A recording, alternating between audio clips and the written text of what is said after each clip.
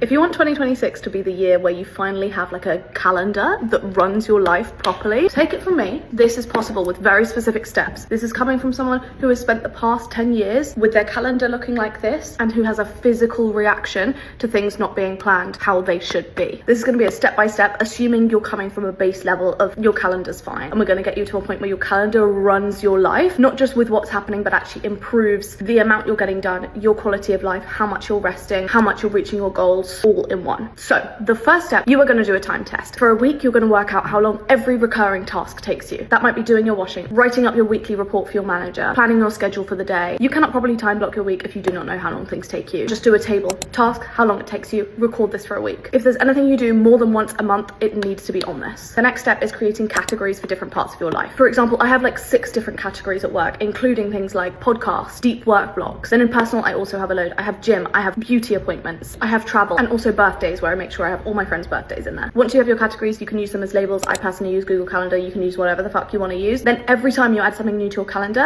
it goes in as one of these. What this means is that your calendar is always going to look more digestible, because at a glance, you can see the balance of different things. You can see the balance of work versus personal versus different parts of your work. Then I always take this a step further. I essentially have a signifying word that goes at the start of every single calendar entry. Meeting, call, task, travel. This means that at a glance, you can see what something is. And then I have a colon after that, and then I explain what it is. So that means when I look at it on my phone, what I can see is very clearly balance of meetings, balance of calls, balance of free time, balance of travel blocks. Okay, next you're going to be adding your blocks. This is where your calendar kind of ends up being like your assistant, or like the better version of you before you're exhausted by the end of the day. Every single thing you do in a week is going to be added to your calendar. So I mean meetings, calls, all of that, of course, but I also mean travel. If you're walking to work, if you're traveling between 2 meetings, add it into your calendar. So many of us are so bad at time management because we don't have an accurate view on what time is actually needed for anything. Like you think, oh, I'm doing an hour Pilates class. No, you've got the travel there, you've got the shower after, you've got to get ready after. That's a lot longer, and you're thinking you're swallowing up all this time and you don't know where it's going because it's not in your calendar. Where you really take this to the next level is by inserting the things that you want to do